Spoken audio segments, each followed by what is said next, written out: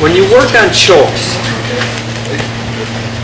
you want to be able to get your hands in as far or as deep as possible. And here's the reason why. When I come in here and I keep it shallow, and I go to apply the choke, there's going to be an amount of travel when I apply and take the space out of this. You guys see that? He's still going to tap.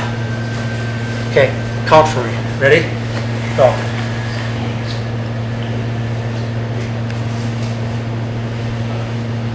Okay, what'd you get to? 8?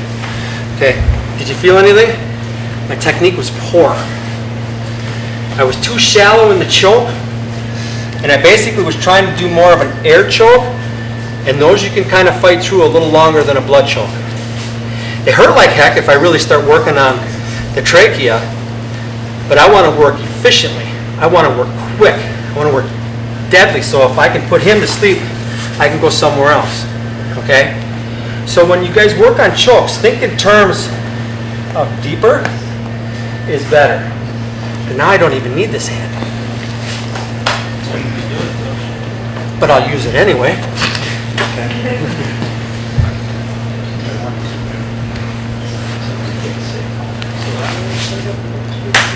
Yeah. Those are really fast. Okay. So you understand when I'm talking about strangulation, I don't want to work so much and so hard on the bigger muscle of the neck. Especially you guys, you know, like Mr. Grant, even myself. That takes a bit of doing. Thank you. Okay. Both thumbs in. Name Ju-Jitsu. That's pretty quick. Because everything was popping. Right? Same thing. Changing it. One thumb in. Fingers in. A little different. What'd you feel? Is that a cervical or more of a choke? It started being a choke, but it first started at cervical because you said it. Yeah. He's a bigger dude. Sometimes you're not going to get those the way you want them. You got to apply them and you got to modify them. Okay, so both thumbs in. That's Nami. Turn one over. That's Kataha. And both of them Byaku. Right? So both hands or both fingers in. Okay? It's tricky. Yeah. So you can apply different parts of the neck, if I'll have you stand up, from the front and from the back. I like this one. This one may be a little painful. Thanks. This is the one that I'll do from standing a lot. Basically, we'll work out of cervicals, and I'll bring it back.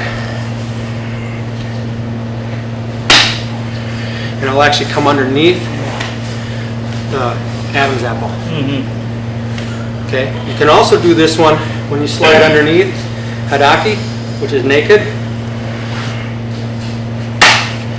Same thing. I'm going to come up and attack underneath.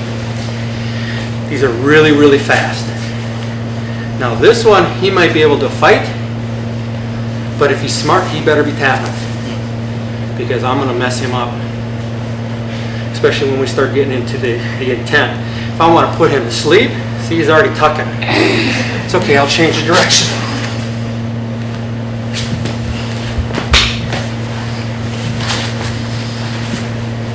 A little more slack, but I actually came around and shifted. Now I'm attacking this side with my thumb in the trachea. Now I'll apply pressure. See the difference? So when you get something, keep it. And then just relax. They're really fast. Okay? I've been choking for a lot of years. Doesn't matter. Take the space away. Sink. Relax. Okay? Does not matter. I won't throw him, but the throw is something similar to this. If he does like a Hansi Nagi, basically I block this choke I come to here, I come down here. So I do that all in one movement. So he's trying to throw me, I'm countering, I'm throwing him, and I'm choking him, and he'll be out before he gets a chance to tap. Neck locks, strangles with gi, hands, compression, smother, and I forget the other one, but they're all categorized in the Shime-Waza. So when we start looking at ground application, I won't do anything. Down or ground. When we start to look at our ground pinning series, technically this is considered a form of Shime-Waza because it's a breath constriction. I'm suffocating him. I'm keeping his rib cage from being able to expand and get into the breath. Okay? It can be a neck crank with a choke, a suffocation of the nose and mouth. Okay, so now I can work on the blood, armbar, neck crank, and I can smother him all at once. Very hard, very difficult to get out of these if you're skilled enough to work on this.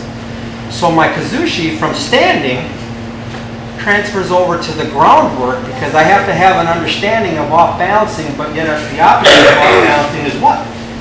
Balance. So if I can work on both of these, it's very fast. I can snap this, I can get up, and I can move on to my next technique. You want to take the slack out of this collar. You want to pull it down, take the slack out, and I want to get in there nice and deep. That's all it is. Now I find the other collar, and I just lock it in. That's sliding lapel. Okay? We got Hadaki. I showed you that one before. Ataha.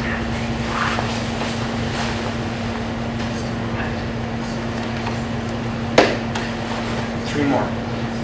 You guys want to see him again? Yes, thank you. Sliding lapel. Left hand, straighten out the collar. Find it, slack out. Technically, this is all I need right here. Right?